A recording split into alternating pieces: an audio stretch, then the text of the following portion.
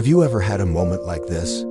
You're at a lively party, raising a glass, laughing, talking with friends, your partner, or even family, but it feels as though another self resides within your body, a cold, detached observer. This observer watches everything from behind an invisible layer of glass, while deep inside, there's a silent, desolate wasteland.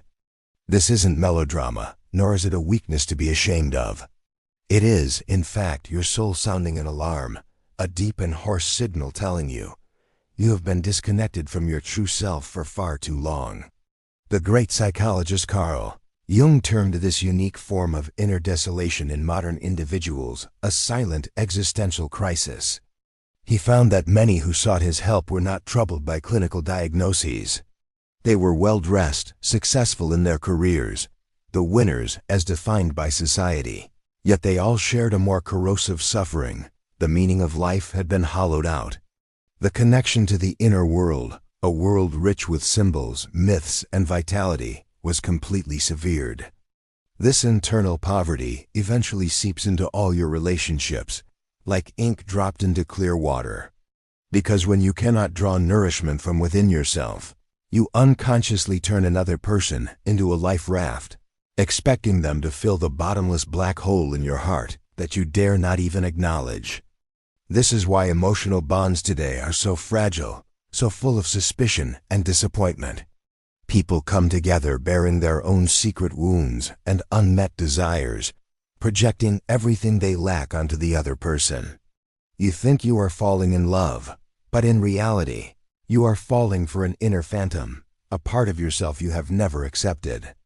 You believe you despise a certain behavior in them, but in truth, it is merely your own long-suppressed shadow acting out.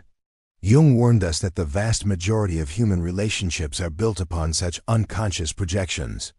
You do not see the other person as they truly are, but as your psyche needs them to be. The other becomes a vessel, carrying all your unfulfilled desires, unhealed traumas, and unresolved childhood needs. You ask in confusion, how did they change so much? But the truth is, they never changed. It was you who finally started to remove the filter of fantasy. At the core of this mechanism operate two powerful archetypal forces, what Jung called the Anima and Animus. They are the feminine archetype in the male psyche and the masculine archetype in the female psyche. When they are not perceived by consciousness, they secretly manipulate our most intimate emotions. A man who has not integrated his anima will spend his life searching the external world for a perfect goddess, a muse to carry all his fantasies. When the real woman fails to live up to this projection, and she always will, because no one can carry another's soul, the initial adoration turns into bitter resentment. Similarly, a woman dominated by an unconscious animus will see external men as authoritative judges or heroes meant to save her, thus falling into a dead-end cycle of submission or rebellion. She is not engaging with the man before her, but with an inner tyrant that distorts all her perceptions. Thus, we see countless relationships begin in heavenly infatuation only to end in hellish destruction. But this is not the failure of love. It is the shattering of illusion. This shattering is precisely your opportunity for growth. However, the culture we live in constantly reinforces this fatal illusion. From fairy tales to pop songs, from movies to shallow self-help cliches, you are being sold a lie. Somewhere in the world, the right person is waiting for you, and once you find them, all your problems will be solved. Romantic love has been elevated to a divine status, our ultimate refuge for escaping ourselves. Jung tore away this sugarcoating with almost brutal honesty. In his view, trying to find completeness in another person is the most refined form of evasion from self-exploration. What you call passion is often just a violent projection of an unintegrated anima or animus. You are not loving. You are using the other person to perform an inner monologue. This is why you always fall into irrational relationships or experience a roller coaster ride from ecstasy to agony.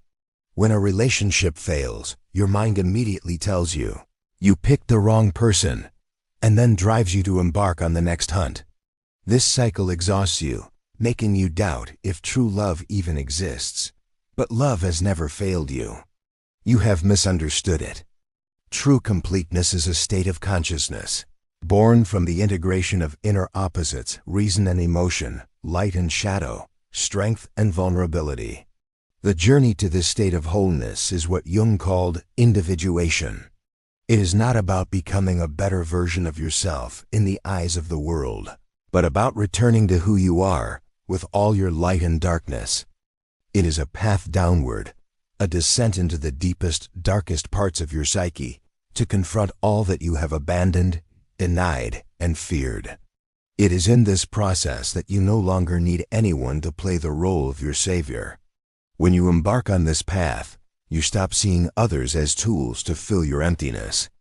Relationships transform from battlegrounds of salvation into dance floors where two whole souls can move together. But this requires immense courage. It requires you to abandon the comfortable fantasy of being saved and to embrace the lonely truth of being yourself. So it is time to face the ultimate reality you have dodged your entire life. No matter who loves you, no matter how hard you try, no relationship can save you from yourself. The healing you so desperately seek is not elsewhere.